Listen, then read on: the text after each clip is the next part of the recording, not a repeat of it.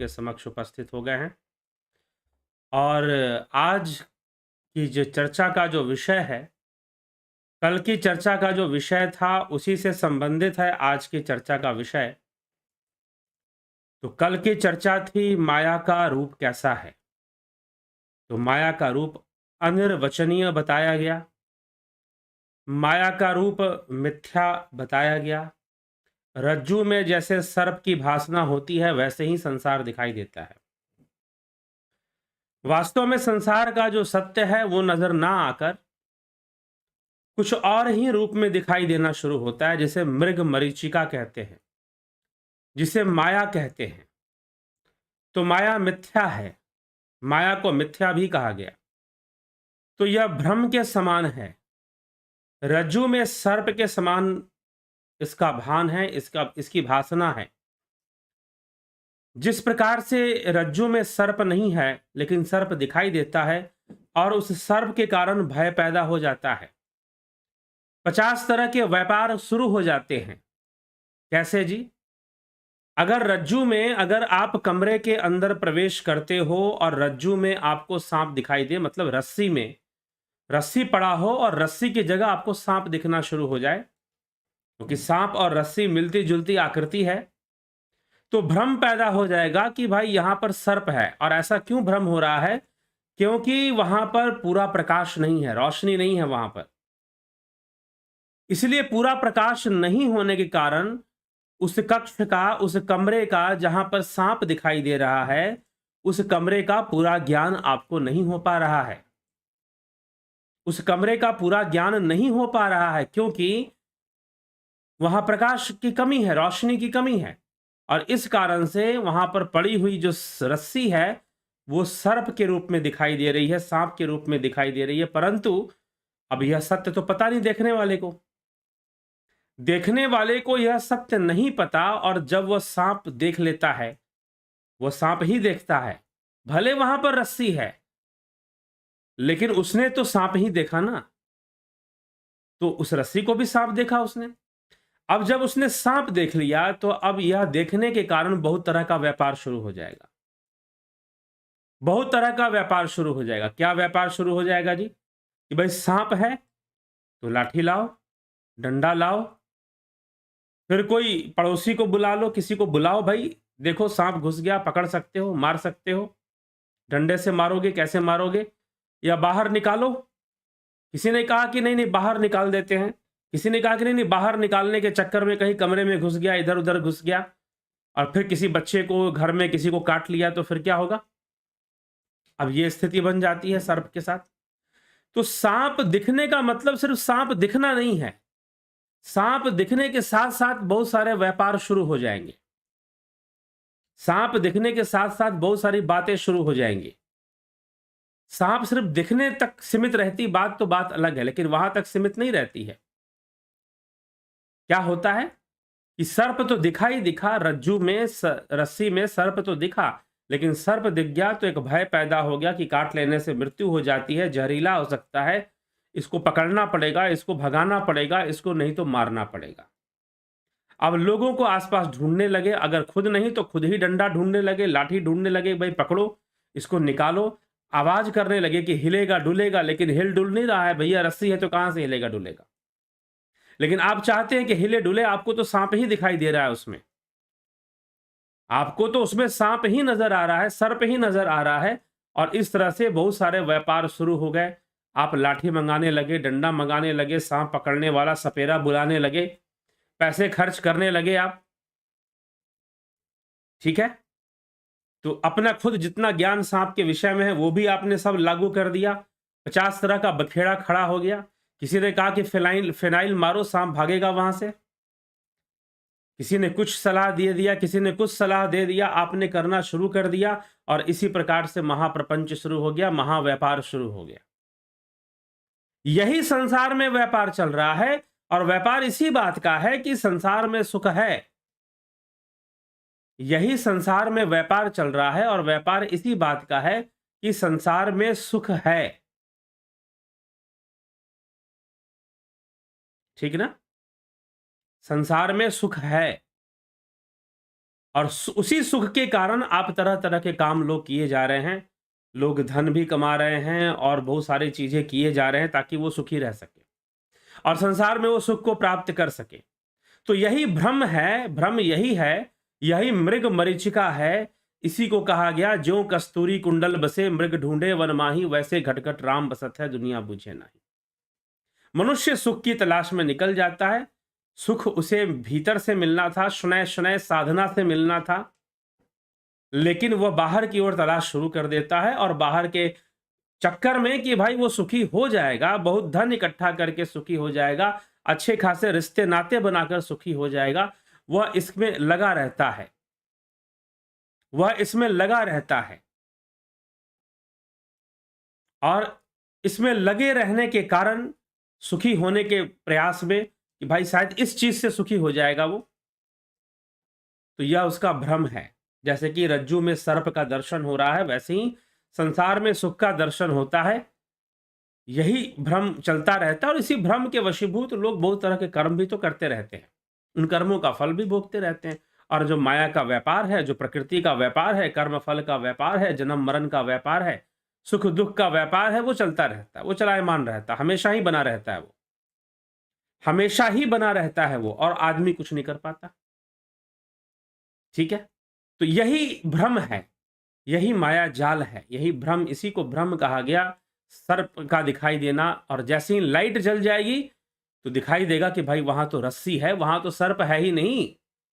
जब ज्ञान का प्रकाश होगा, जब ज्ञान हो जाएगा, आत्मज्ञान, तो माया अपने आप खत्म हो जाएगी। माया को त्यागने की जरूरत नहीं कि भाई ये त्याग दो, वो त्याग दो। लोग लगे हुए हैं कि ये छोड़ दो, वो छोड़ दो, धन छोड़ दो, पैसा रुपया छोड़ दो, घर बार छोड़ दो। हाँ, नारी मुई घर संपत्ति नासे, मुंड मुंडाए भय सन्यासी। कुछ इसी तरह का उपदेश देने में लगे हुए हैं। भगवान कृष्ण कहते हैं, अनाश्रितो कर्म फलम कार्यम कर्म करोति यह सन्यासी च योगी। वही सन्यासी है, वही योगी है जो अनाश्रित होकर, कर्म फल के प्रति अनाश्रित होकर, कर्म फल के प्रति कोई निर्भरता उसकी नहीं रहती, अनाश्रित होकर वह कर्म करता है, करने योग्य सारे कर्तव्यों को करता है, वह सन्यासी, वह योगी है। इस तरह से भी कृष्ण ने समझाया। तो छोड़ोगे क्या, त्यागोगे क्या? कुछ छोड़ना और त्यागना नहीं है, ज्ञान जरूरी है। सो रहे हो और स्वप्न देख रहे हो, जैसे स्वप्न में तुम्हें कोई भारी भरकम सांड है, वो तुमको दौड़ा रहा है, वो तुम्हारे मारने के पीछे पड़ा हुआ है, या फिर कोई सांप है तुमको दौड़ा रहा है और तुम भागे जा रहे हो, कुछ ऐसा स्वप्न तुम देख रहे हो।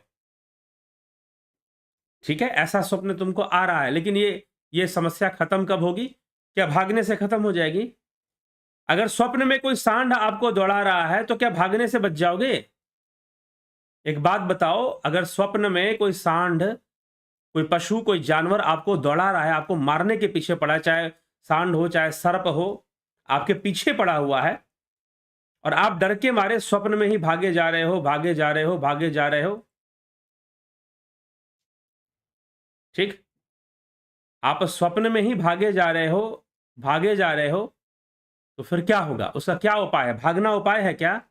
भागना कोई उपाय नहीं, उसका उपाय है कि नींद से उठ जाओ, जागृत हो जाओ। गोस्वामी तुलसीदास जी लिखते हैं कि यही विधि जग हरि आश्रित रही, यद्यपि असत्य देत दुख अहि, जो सपने सिर काटे कोई बिन जागे दुख दूर ना हुई। जो सपने सिर काटे कोई, जैसे स्वप्न में कोई सिर काट रहा हो, तो उस दुख से बचने का एक ही उपाय है कि तुम निद्रा से उठ जाओ, नींद में सोए हुए जाग जाओ, यही उपाय है। इसी प्रकार से इस संसार में मिलने वाले दुख, इस माया में मिलने वाले अनेक जो दुख हैं, उनका यही उपाय है कि माया की निद्रा से उठ जाओ, माया की निद्रा से जागृत अवस्था में आ जाओ। ठीक, यही एक उपाय है, दूसरा कोई उपाय नहीं है। इसलिए जिज्ञासुओं, माया का भी कोई उपाय, माया को त्यागने वाली बात कोई उपाय नहीं है। माया का उपाय है कि ज्ञान हो जाए, आत्मज्ञान हो जाए। आत्मज्ञान हो जाएगा तो निश्चय ही माया का पर्दा हट जाएगा, माया का जो भ्रम समझ में आ जाएगा, सत्य सामने सारा प्रकट हो जाएगा। और वही करना चाहिए, लेकिन हम वो ना कर कर हम कुछ और चीजें करने में लग जाते हैं। हमें उपदेश दे दिया जाता है कि ये छोड़ दो, वो छोड़ दो, ऐसा छोड़ दो, वैसा छोड़ दो, ये कर लो, वो कर लो, ऐसा उपदेश हमें दे दिया जाता है, और उस उपदेश में हम फंस के रह जाते हैं, हम कुछ कर ही नहीं पाते, ऐसी स्थिति हमारी बन जाती है। और उल्टा और फंसते, जितना भागने की कोशिश करते उतना फंस जाते हैं। बिल्कुल वैसे ही जैसे स्वप्न में तुम्हें कोई सांड दौड़ा रहा है और तुम भागे जा रहे हो, भागे जा रहे हो। कोई विकल्प नहीं, एक ही विकल्प है कि अगर नींद टूट जाए, अगर नींद टूट जाए तो वो संताप दूर हो जाएगा, वो दुःख दूर हो जाएगा, नहीं तो भागे जाओ, भागे जाओ, भागे जाओ, लगे रहो, यही चलता रहेगा। कोई कोई विकल्प नहीं उसका।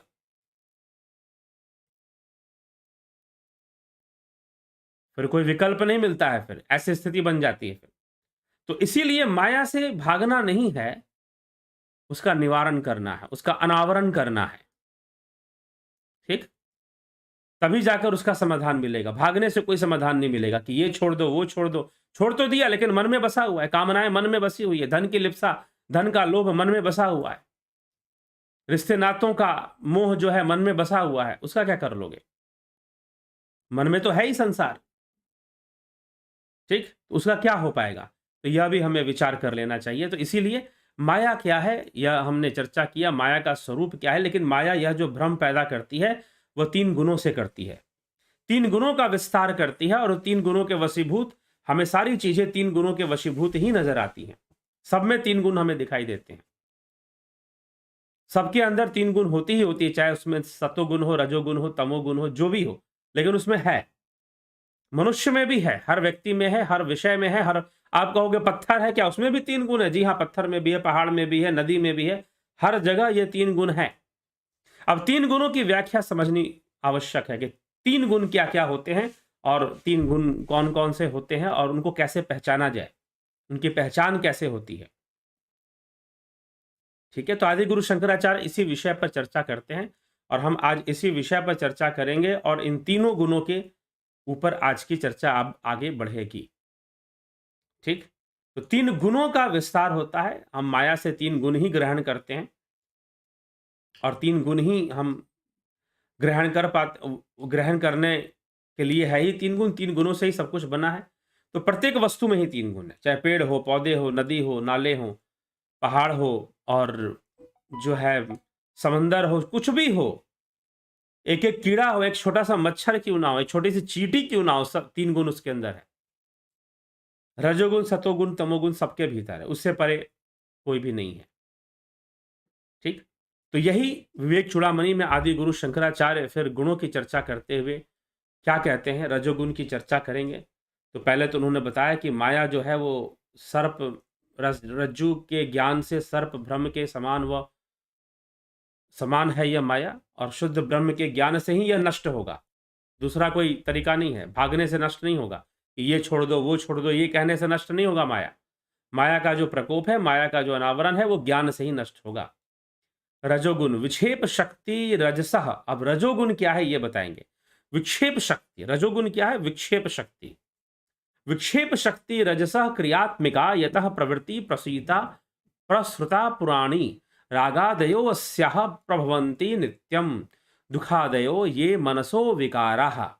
क्रिया रूपा विक्षेप शक्ति रजोगुण की है, जिससे सनातन काल से समस्त क्रियाएं होती आई हैं।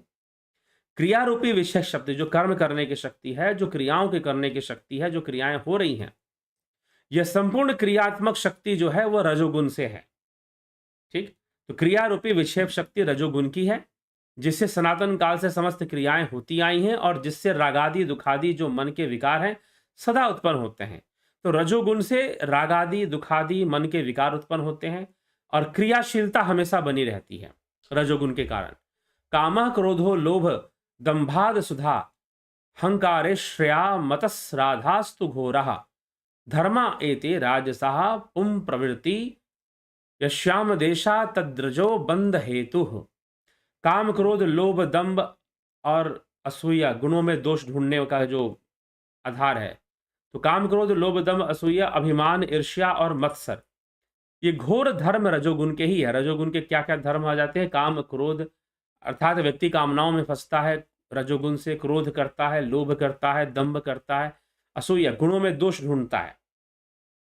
अभिमान, किसी व्यक्ति में दोष ढूंढने की आदत, अभिमान, ईर्ष्या और अभिमान करता है, मत्सर में लिप्त रहता है, प्रमाद में रहता है, प्रमाद तो नहीं आएगा, मत्सर में रहता है, तो इसमें जो लगा रहता है और ये सब चीजें उसको काम क्रोध उसको क्रिया में लगा के रखते हैं।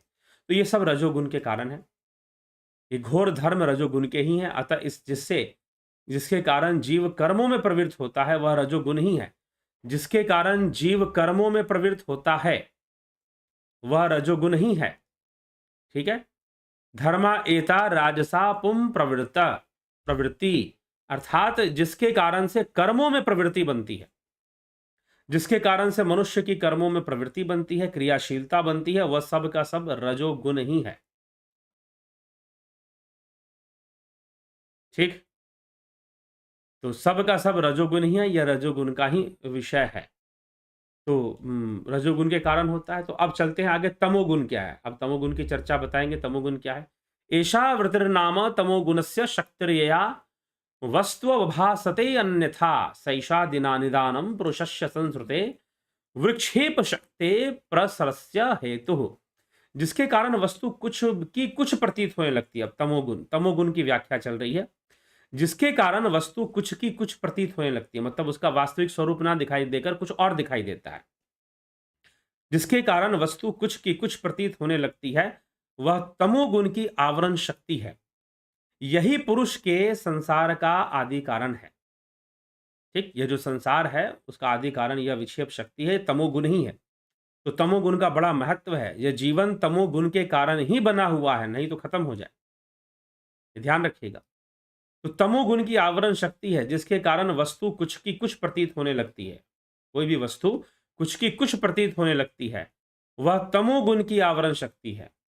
यही पुरुष के संसार का आदि कारण है और यही विक्षेप शक्ति के प्रसार का भी हेतु है। यही पुरुष के संसार का आदि कारण है और यही विक्षेप शक्ति के प्रसार का भी हेतु है।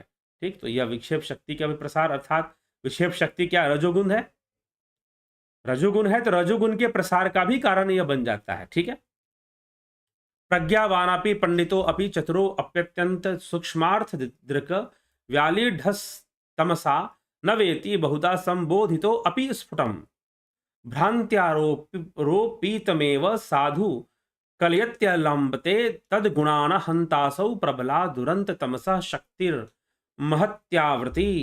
तमसे ग्रस्त हुआ पुरुष अति बुद्धिमान विद्वान चतुर, जो तमोगुण से ग्रस्त है, जिसके ऊपर तमोगुण हावी है। अब वो चाहे बुद्धिमान हो, विद्वान हो, चतुर हो, शास्त्र के अत्यंत सूक्ष्म अर्थ को देखने जानने वाला हो, तो भी वह नाना प्रकार समझाने से भी अच्छी तरह नहीं समझता। वह भ्रम से आरोपित किए हुए पदार्थों को ही सत्य समझता है और उन्हीं के गुणों का आश्रय लेता है। यही क्या है, तमोगुणी व्यक्ति के अंदर ये गुण आ जाता है। ठीक, कितना भी विद्वान हो, बुद्धिमान हो, शास्त्रों को जानने वाला हो, अगर उसके ऊपर तमोगुण हावी है तो उसे कोई भी बात सही से समझ नहीं आएगी। भ्रमित अवस्था में वो अलग से रहेगा और वह भ्रम से आरोपित किए हुए पदार्थों को ही सत्य मानकर चलना शुरू कर देगा और उन्हीं के गुणों का आश्रय लेता हुआ आगे बढ़ेगा। ये उसकी गति बन जाएगी।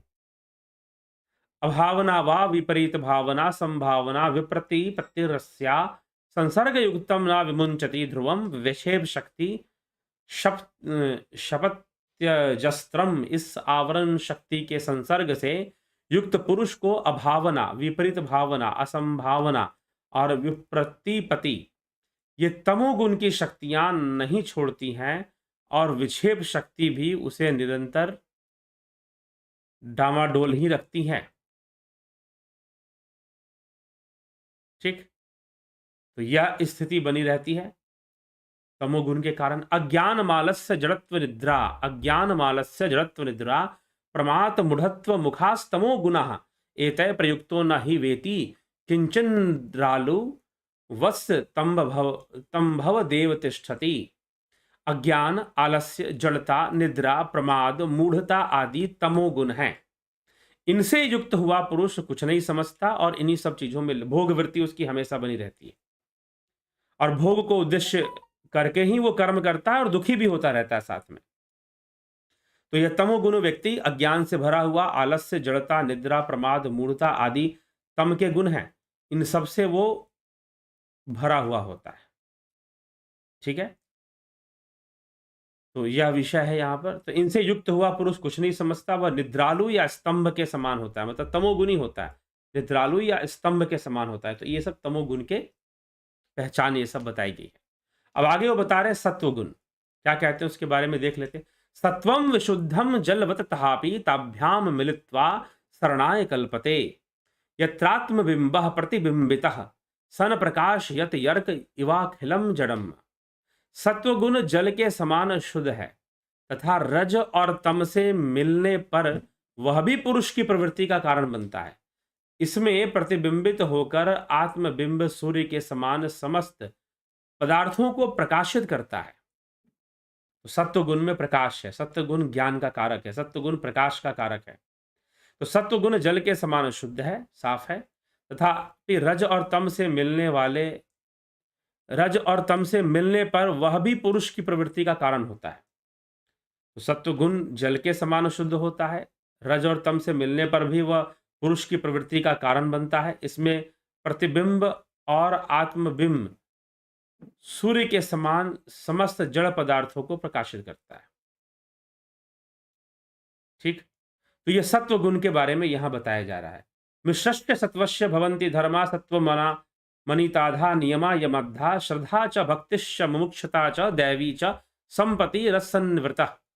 अमानित्व आदि यम नियम आदि श्रद्धा भक्ति मुमुक्षता दैवी संपत्ति तथा असत्य का त्याग, यह सब गुण सतोगुण व्यक्ति के अंदर पाए जाते हैं।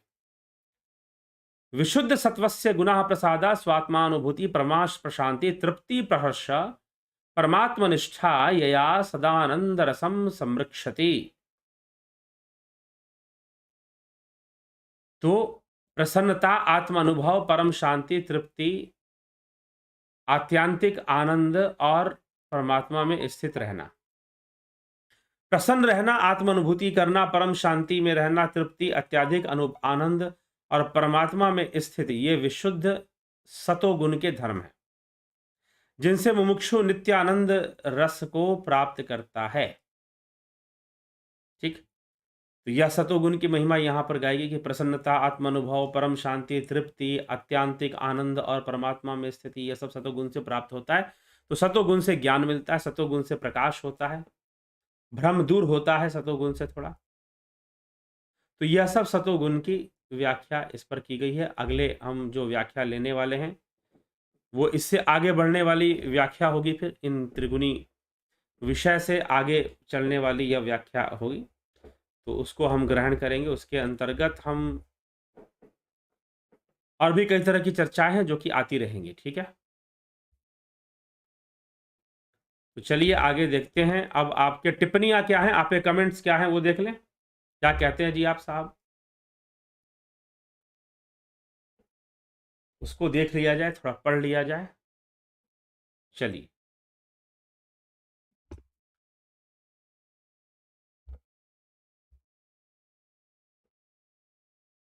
राजू पाल जी बहुत बहुत अभिनंदन। हरिमोहन गुप्ता जी, अर्जुन योगी नहीं था, शरीर के साथ में स्वर्ग में जा नहीं सकते, तो अर्जुन स्वर्ग में कैसे गई, इस रहस्य को समझाइए। ये तो पुराणों की कथा पर निर्भर है। ठीक है, अर्जुन योगी तो नहीं था उस समय, लेकिन योग मार्ग भगवान कृष्ण ने उसे दिया है। ठीक, तो ये चीज है, इसलिए तो कह रहे तस्माद योगी भवार्जुना, अर्जुन तो योगी बन जा, उसे योगी बनने के लिए कहा गया है। वह योगी था ऐसी घोषणा तो नहीं की गई है। ठीक है, हरि मोहन गुप्ता, गुरु जी प्रणाम। मेघनाद ने इंद्र को कैसे जीता, एक स्थूल देह, एक सूक्ष्म देह, एक रहस्य को समझाएं। हाँ, जीत सकता है, क्योंकि जैसे आपने अभी कहा कि अर्जुन स्वर्ग में कैसे चला गया देह के साथ। जी हाँ, जब व्यक्ति देह छोड़ देता है तो देह से संबंधित उसकी पहचान, उसके संस्कारों का भी नाश होना शुरू हो जाता है, उसमें बदलाव आना शुरू हो जाता है। परंतु जो योगी होते हैं वो अपनी पहचान को फिर भी बनाए रखते हैं, वो अपने आप को समझते रहते हैं सूक्ष्म लोक में जाने के बाद भी। तो अर्जुन सूक्ष्म शरीर से ही गया स्वर्ग, लेकिन वह जो है वही था जो स्थूल में था, वही अर्जुन बन के गया। वैसे ही मेघनाद ने इंद्र को कैसे जीता, अपनी तपस्या से जीता, अपने दिव्यास्त्रों से जीता। ठीक है, क्योंकि इंद्र तो सूक्ष्म है, बिल्कुल, तो इंद्र के तत्व पर उसने नियंत्रण स्थापित किया, यही इंद्र के ऊपर विजय है। नहीं तो देवताओं को तो कोई मार सकता नहीं है। बलदाव नाथ योगी, विक्रम सिंह जी, चितरंजन बरुआ, शंकर प्रसाद, बबीता धीमान, राम निवास, मीना, अवनी प्रधान जी, गौरव जी, विक्रम जी, सबको बहुत अभिनंदन। ज्ञावली शर्मा जी, लक्ष्मण जादव जी, माधुरी कोल्हे, अर्जन चौहान जी, रचना जी, रूपलाल जी, ज्योति दत्ता, राम प्रकाश जी, अनिल कुमार जी, गणेश पवार जी, विंदेश्वरी मिश्रा जी, रतन सिंह जी, बहुत बहुत अभिनंदन है आपका। हरीश डंगवाल जी, राजेंद्र प्रसाद रस्तोगी जी, तरनजीत सिंह जी, गुरुजी, सिद्ध लोक में जो ऋषि संत होते हैं क्या वो भी 3 गुणों की माया में ही हैं? बिल्कुल हैं जी, बिल्कुल हैं। बस ये है कि वो जान गए हैं, माया के पर्दे से ऊपर उठना वो जान गए हैं, माया से ऊपर उठना वो जान गए। पिंटू वासवा जी, सरोज कृष्णानी, गुप्त देशभक्त जी, जो सत्य का दर्शन करना है ध्यान योग करिए। श्वेतास्त्र उपनिषद में ध्यान योग को ही माध्यम बनाया गया है सत्य तक पहुंचने का।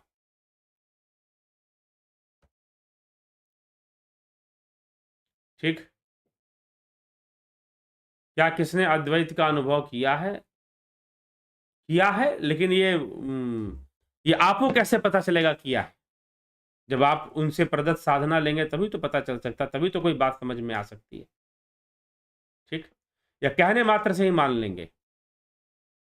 तो इस पर विचार करें। भरत छबलानी जी, क्या दुख ही अध्यात्म की जड़ है? जी नहीं, अध्यात्म की जड़ दुख क्यों होगा? दुख तो बंधन है, जड़ थोड़ी ना है। गंभीर शाह जी, मुझे सत्य का सक्षम दर्शन करना है। अवश्य करिए, प्रयासरत रहिए, ध्यान योग करिए, हम यही कहेंगे, ध्यान योग करिए। मैं विपස්සना कर रहा हूं सत्य के दर्शन के लिए। ठीक है जी, करिए।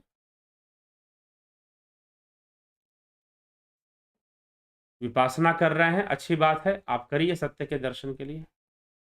रमेश पेशवानी जी, तरनजीत सिंह जी, क्या गायत्री माँ भी 3 गुण के? सभी देवी देवता जो भी है 3 गुण के अंदर ही है। जहां आपकी भावना है, जहां आपकी कल्पना है, वहां 3 गुण है। संपूर्ण भाव जगत ही 3 गुण के वशीभूत है। त्रिगुणी माया यानी महामाया, जिसके अधीन दृश्यमान जगत है, और योग माया अर्थात जिसके अधीन सूक्ष्म जगत है, इन सबसे परे है परम धाम। इन तीनों का ध्यान योग से जाना जा सकता है। जी हाँ, जाना जा सकता है। योग माया जो सूक्ष्म जगत के अधीन है, ये किसने कह दिया?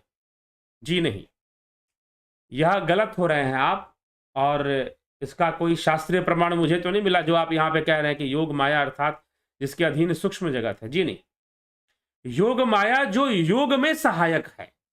अगर आपका पैसा योग में सहायक बन रहा है तो योग माया हुआ वो, जो योग कराने वाला है। ठीक, जो योग कराने वाला है वह योग माया है। राधे श्याम दीक्षित जी, बहुत बहुत अभिनंदन है सभी का।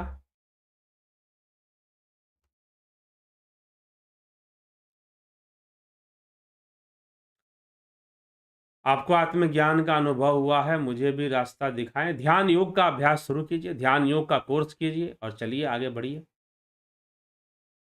मैं भी सत्य के दर्शन करना चाहता हूं, जरूर, बहुत प्रयास कर रहा हूं। ठीक है। कमलेश खैरनर जी, पूनम सेठी जी, सविता नायक जी, विनोद कुमार सूद जी, जयप्रकाश यादव। जैसा कि पौराणिक कथाओं में मिलता है कि योग यज्ञ मंत्रों द्वारा कुछ भी करना संभव, या सत्य है या मिथ्या है? जी हाँ, सिद्ध कीजिए, मंत्र को सिद्ध कीजिए, बहुत कुछ होगा।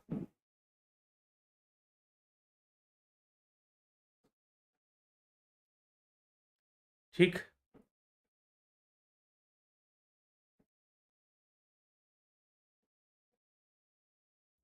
चलिए आगे बढ़ते हैं।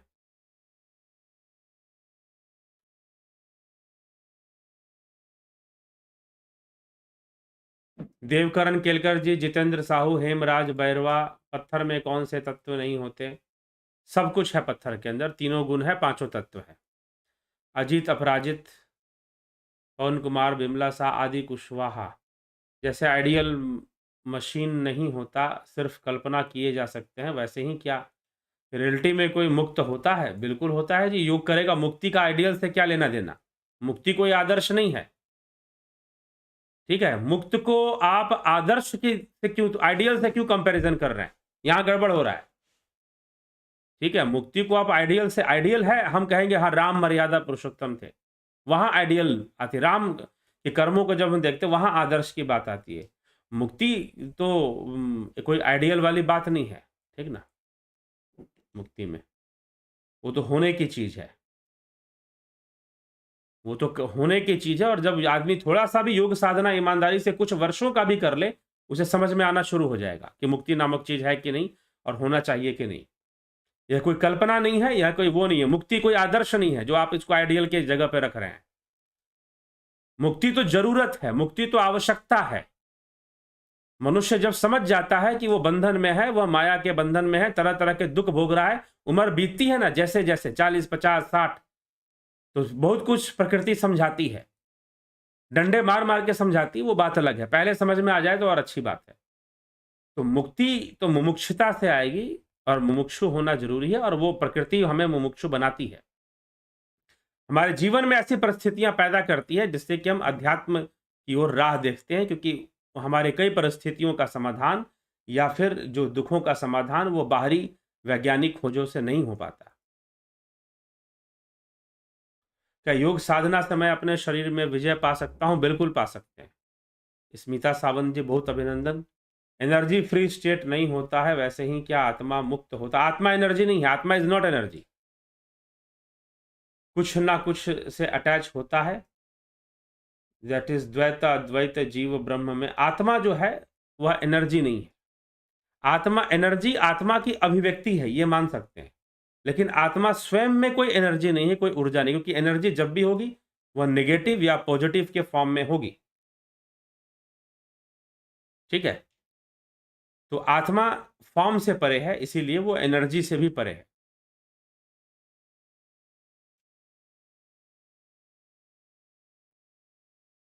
ठीक है, तो यह सब सारे विषय हैं इसमें, यह सब सारी बातें हैं इसमें।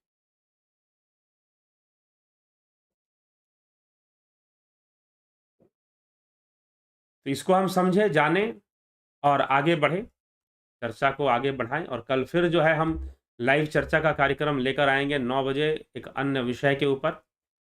अन्य विषय के ऊपर हम लाइव चर्चा का कार्यक्रम लेकर आएंगे। आप जुड़े रहें, बने रहें चैनल से और लाभ उठाते रहें। ठीक है, तो कल फिर 9 बजे विवेक चूड़ामणि पर चर्चा चल रही है। त्रिगुणी माया पे चर्चा चली, आज सतोगुण रजोगुण तमोगुण पर चर्चा चली। कल फिर किसी अन्य महत्वपूर्ण विषय पर चर्चा चलेगी। आप जुड़िए, सुनिए और इसका लाभ उठाइए। ठीक है, इसका लाभ उठाइए। तो यह विषय मैं स्पष्ट करना चाहते। चलिए चलते हैं, इसके साथ विदा लेंगे।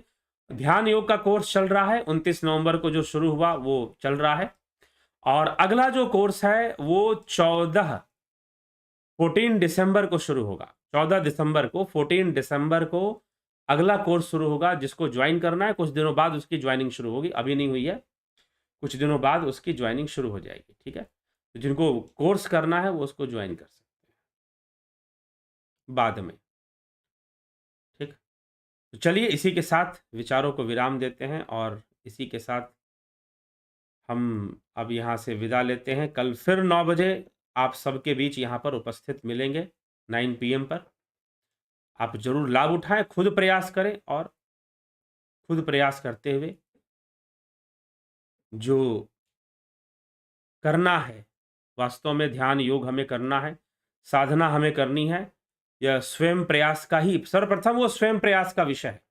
स्वयं प्रयास होगा तभी हो पाएगा। तो जरूर जरूर आप ध्यान योग ज्वाइन करने का प्रयास करें। 14 दिसंबर से नई क्लास शुरू होगी, अभी नहीं होगी।